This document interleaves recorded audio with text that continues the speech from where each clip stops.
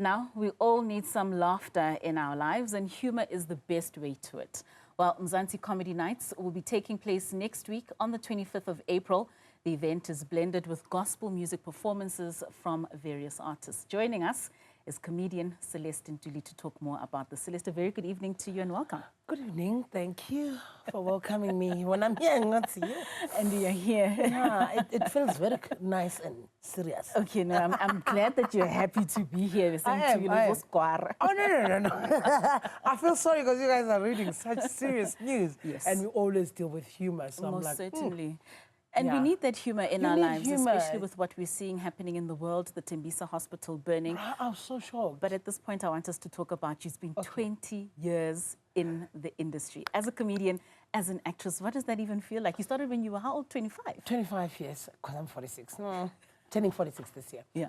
Yeah, it's unbelievable.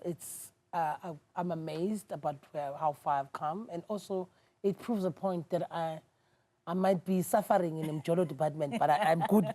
You're winning somewhere. I can commit somewhere. I said to people, I can commit to somewhere because I've got 20 years of doing this, and it's been just nothing but blessed and blissful journey. Of course, it's got challenges because anything else in the world, but for me personally, I love how it defined my life. Comedy has just defined my life. It's one of those things that I really cannot think of anything else that I would have done that made so much sense to me. Was it always about comedy? I mean, you studied entertainment technology. Oh, yeah. I used to think I'll be one of those guys with the cameras. Behind the scenes. Because I did sound and lighting and stage, yeah. So comedy wasn't necessarily the first option? No, it was not. And I wasn't even thinking about it. When I was coming up, I don't think we were looking at comedians in that way. Yes. It was after I finished tertiary, and I was working at Gear House, lighting, reading sounds for live stage performances. and then I went to work at the call center. When I was working at the call center, that's when I got a call to, hey, you can do this. And I've been looking for the guys because I saw a post. I was like, I think I can do this because it was from the people that I was with at tech with, so I knew them. Right. And I was like, I know I'm funny enough. But I had never done it. And when they called me to say, we know you can do this, and it made so much sense. And I had just watched Richard Pryor and the Kings of Comedy, I think 2 weeks, 3 weeks prior, or like a month before I saw that poster. So it was like, it was aligned. It was such an alignment thing. And the rest is history. The rest is history. That I always brag about the fact that I've never performed for free because the first performance was paid for. Wow. By the guy that thought, I knew you can do this. And then I killed it. And then when other people called the second time, I didn't know how to charge. They were like, so I said, I've got 2,000 rand. And I said, what? I was saying what because I'm like, what? So much money. So much money. He thought, that's too low. So the extra price. And then I was like, you had to. So I've never not been paid for it. Celeste, you have won the 2025 Comics Choice Comedian of the Year. That is huge. You've had other awards. Yeah. You've had a Comics Choice Award. What does this particular one mean? It was extremely special because I know most people have been like, long overdue, you know, most big comedians have won it in this industry, like Trevor's, Loiso, Pops, Skumba. I don't know if I think Skumba's won, but for me to have it, like, also I wasn't expecting it because I mean, it's the Comics Choice Awards. It's one of those comic awards that are for comedians. So whoever wins, we are very happy because we're such a small, close-knit family. Close-knit industry. Yeah, we're such a family. So I had missed 2 of the awards category that I was in. So I wasn't thinking of the last one, which is the biggest one of the year. So I know it's April. They're going to be calling me comedian of the year the whole year. For the rest of your life.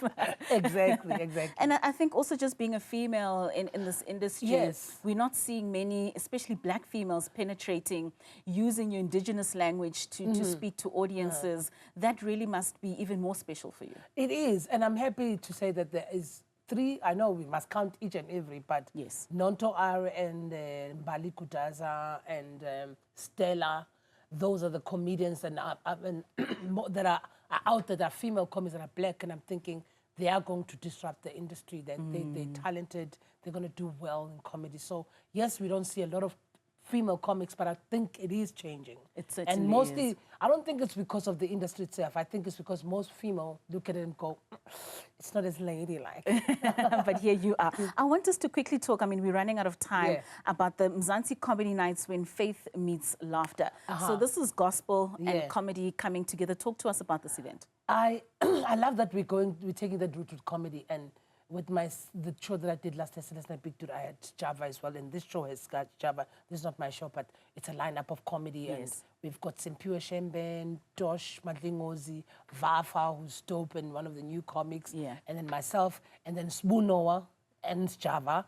So the combination of music, people that come to comedy are the people that also go to jazz and live performances. Yes. So it's a combination of, it's a nice combination. It's going to be great. And for those people who like to go to concerts for Easters, it's also amazing. So they must get their tickets. It's going to start at 6 p.m.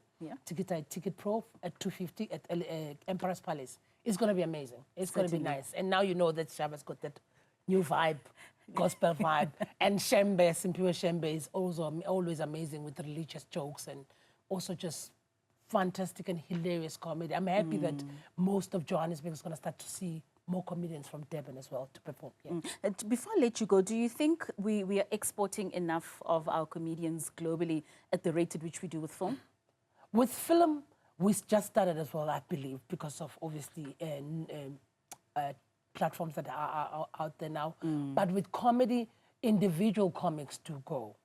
But I promise you, South African comedy is on an international standard through and through. Whenever I go out and perform with comedians that are also international comics, we hold our own. Not only just Trevor, Robbie Collins, Lois Okola, myself. There's a lot of comics who travel and bring humor out there. South African humor is as is on social media. You see how it is on social media? That's how funny we are. Celeste Ntuli, thank you so much for your time. We certainly are looking forward to seeing you the When Faith Meets Laughter on the 25th of April at the Emperor's Palace. Yes. Thank you so much for your time and congratulations once again.